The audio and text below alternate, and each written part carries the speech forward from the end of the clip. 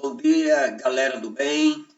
Estamos em mais uma aula. Espero que você esteja aí do outro lado para compartilhar, para aproveitar este momento de interação, de aprendizado, de conhecimento. Então, teremos uma aula de geografia no dia de hoje, na manhã de hoje, com o tema a crosta terrestre, né, e a formação dos continentes, a crosta e a formação do continente, né, ou dos continentes. Então, nós vamos estudar o interior da Terra. Nós vamos estudar as camadas que formam o interior do nosso planeta e também a formação dos continentes, tá certo? Então, vamos lá, vem comigo.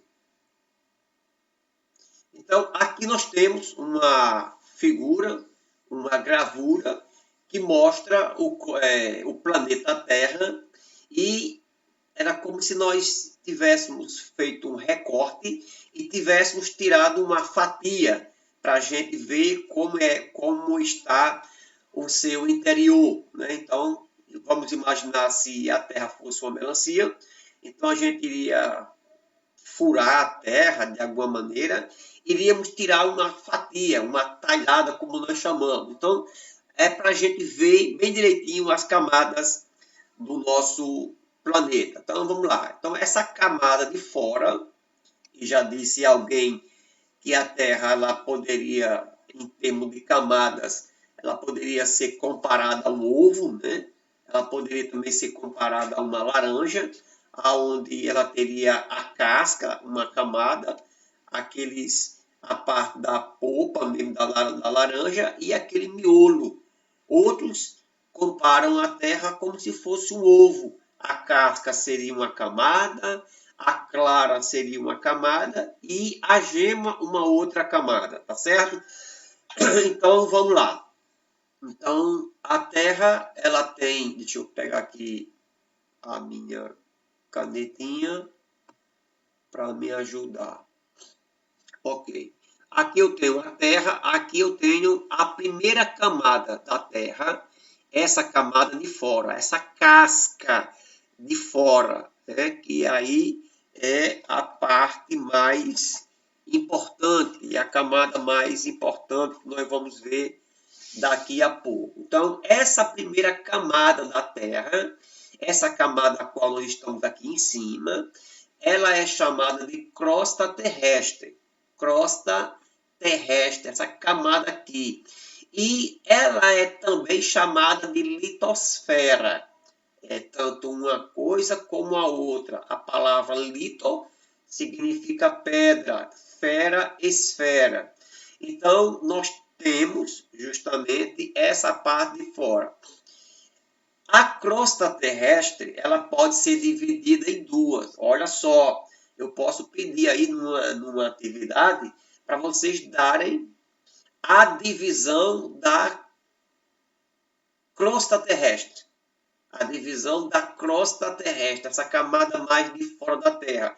Ela se divide em crosta continental, que é essa parte seca aqui, que é a parte onde nós pisamos, que são os continentes, que é essa parte aqui, onde eu estou agora pisando, ela é a chamada crosta continental, e temos a crosta oceânica, que é o fundo dos oceanos, tá certo?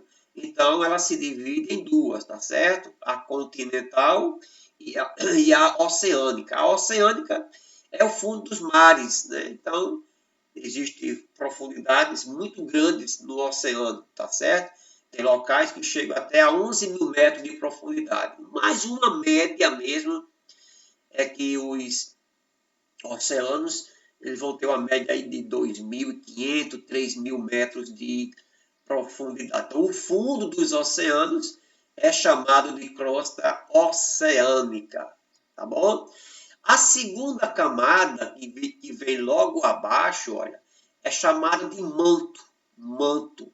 A segunda camada da Terra entrando aqui, né, de miolo dentro, é chamado de manto. nós vamos ver daqui a pouquinho, que ela é a maior camada da Terra. Tá vendo? Ela pega aqui em cima e vai até aqui, ó. Essa camada, ela se divide em manto superior, a parte de cima, e o manto inferior, essa parte de baixo. O manto não é uma camada, eu poderia dizer, sólida, é uma camada pastosa, é tipo mel, é lá onde fica aquela lava quente dos vulcões, né? E temos também a camada do centro, que é o que nós chamamos de núcleo, é a camada mais interior da Terra, e ela também se divide em duas. Ela se divide em manto externo, ou melhor, núcleo externo e o núcleo interno, que é a camada mais interna do nosso planeta. Então, a Terra, olhando para a estrutura da Terra, ela é formada por 3 camadas: a crosta terrestre, o manto e o núcleo. Nós vamos agora estudar um pouco sobre os detalhes sobre cada camada dessa, tá certo? Então, vamos lá. A camada de fora, você deve lembrar que é chamada de quê? Crosta terrestre ou litosfera. Olha. Crosta terrestre ou litosfera. A segunda camada, sim, aí essa crosta terrestre, ela é a camada sólida superficial da Terra, é onde nós construímos nossas casas, onde nós construímos cidades, estradas, é onde nós estamos vivendo, tá certo?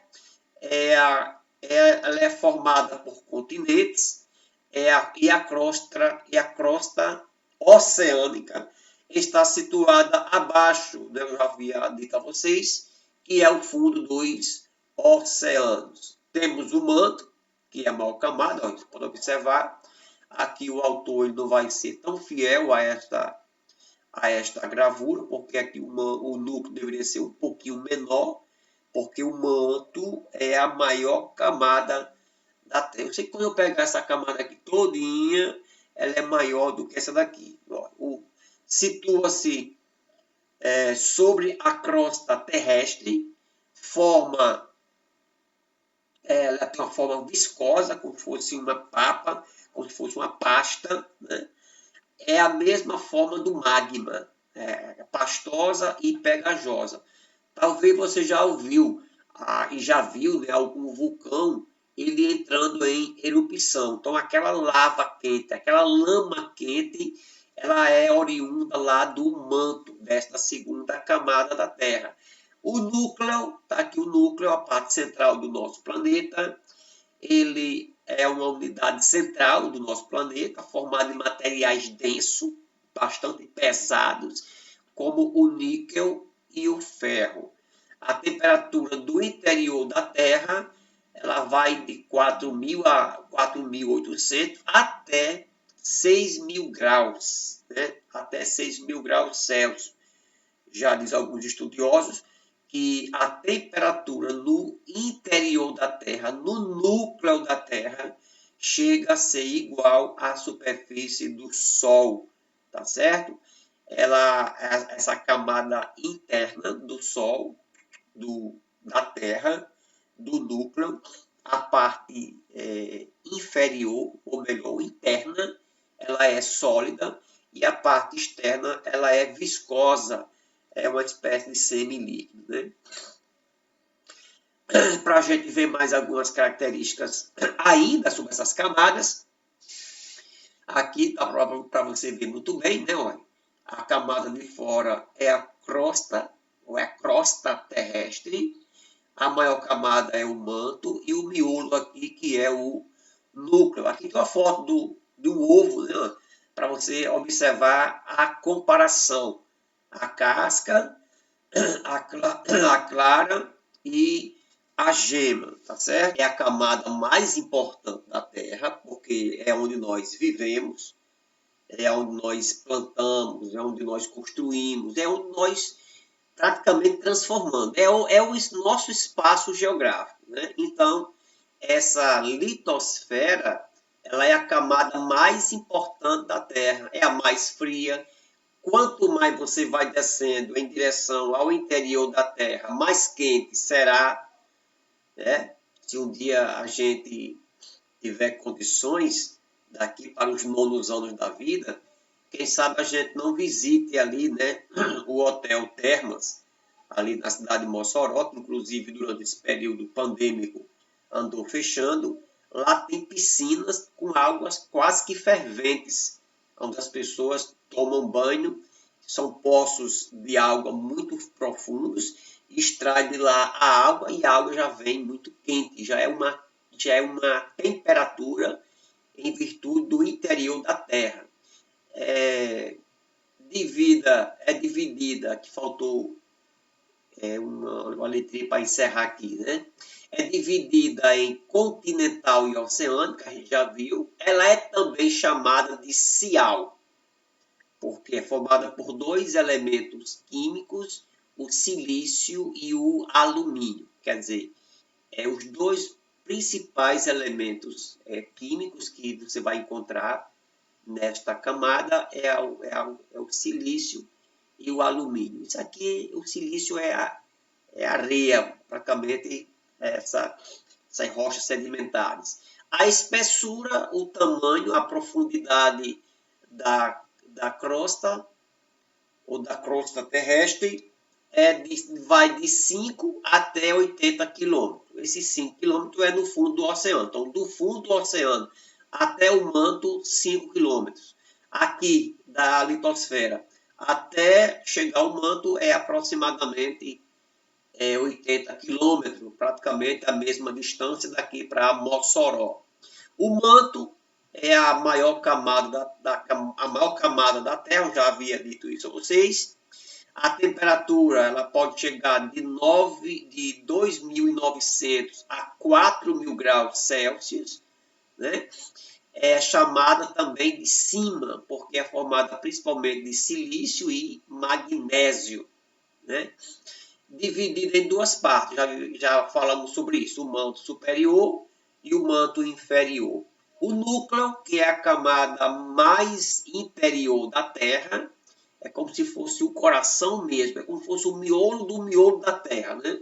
É a camada mais quente, eu já falei para vocês, ela chega aí próximo de 6.000 graus. Ela é também chamada de NIF, porque é formada principalmente de níquel e ferro. É dividido em núcleo externo e interno. É a camada menos conhecida da Terra. Ninguém foi lá e nem vai, tá certo?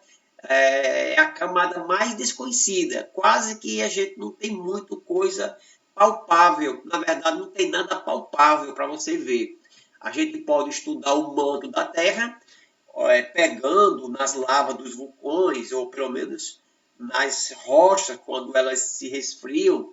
Então, a gente tem um material de pesquisa, mas o núcleo é a camada menos conhecida do nosso planeta, tá certo? Vamos mudar um pouquinho o nosso foco agora e vamos falar agora sobre a formação dos continentes, tá certo? A formação dos continentes. E quando você olha um globo igual a esse aqui da nossa imagem, onde você vai ter os continentes bem divididos, ó, tá aqui a América, tá aqui a África, aqui tem esse monte de água aqui no meio, os oceanos. Antigamente não era assim. Segundo o estudioso, né, alemão Alfredo Wegener, em alguns livros vem com A, outros vem com E, e mais alguns outros autores, eles dizem que há aproximadamente 200 milhões de anos, todos os continentes estavam assim, ó, juntos, formando um único continente, tá certo? A configuração dos continentes era essa daqui. Era como se todos os continentes estivessem juntinhos da Silva. Eles recebiam o nome de Pangeia. recebia o nome de Pangeia. Essa palavra Pangeia, eu acho que vem do grego. Pan significa tudo e Geia, terra. Então, toda a terra. Esse aqui foi o estudioso, né, o meteorologista e estudioso em outras áreas, Alfred Wegener, e ele foi o autor dessa teoria, que ele disse que há 200 milhões de anos, os continentes estavam juntos num supercontinente chamado Pangeia, e que, aos poucos, esses continentes eles foram se afastando, né? Essa teoria ela é chamada de teoria dos continentes ou deriva continental. Aqui, quando existia todo mundo junto, era Pangeia.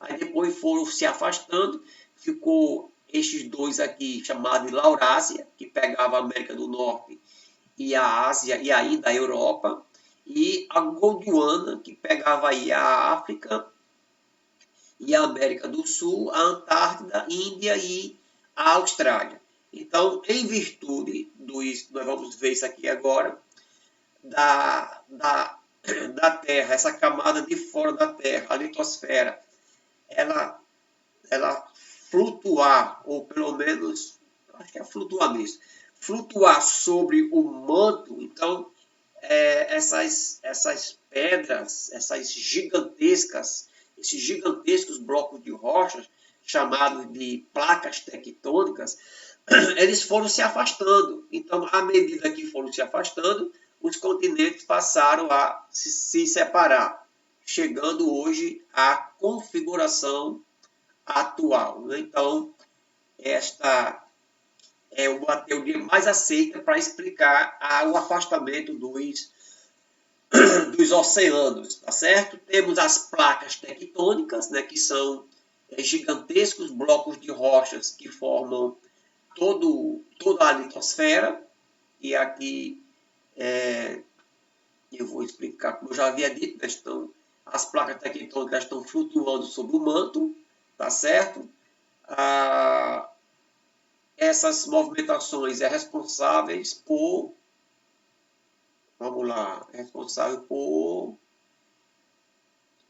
erupções vulcânicas, formação de altas cadeias de montanhas e abalo sísmico. Nós vamos ver um pouquinho daqui a pouco. Né? A partir do momento que essas placas tectônicas elas se roçam, elas formam um atrito entre uma e outra, e até hoje ainda tem esses atritos. Então, nesse lugar aqui, onde uma rocha ela se encontra com a outra, vai acontecer justamente isso. Erupções vulcânicas, vai acontecer formação de montanhas e também vai acontecer abalo sísmico, que é o que nós chamamos popularmente de tremor de terra. Aqui vocês vão ter uma montanha e aqui vocês vão ter uma explicação. Duas placas tectônicas, está aqui, ó, você vai observando uma placa que está se direcionando nessa direção, essa outra nessa direção, então as placas elas se encontram, esses gigantescos pedaços de rocha, então quando elas se encontram, acontece isso, ou uma vai para debaixo da outra, subindo a outra, formando uma espécie de montanha, ou então uma bate na outra e uma quebra e uma fica sobre a outra. Né? Pode fazer uma espécie de curvatura ou pode acontecer um falhamento. Tá certo? Ok, o que eu havia dito antes, aqui são as placas tectônicas, tá certo? Esses gigantescos pedaços de rochas, gigantescos blocos de rochas, né? Não é simplesmente um pedaço de uma rocha. São gigantescos blocos de rochas, né? Vamos imaginar que isso aqui seja o planeta Terra, e aqui fosse todo de vidro, e alguém chegasse com o martelo e batesse, e quebrasse, né? Como se fosse aqui, ó, várias rachaduras, vários pedaços. Então, esses pedaços aqui são chamados de placas tectônicas. Para vocês terem uma ideia, eles não são pedaços pequenos, mas parece um quebra-cabeça, né?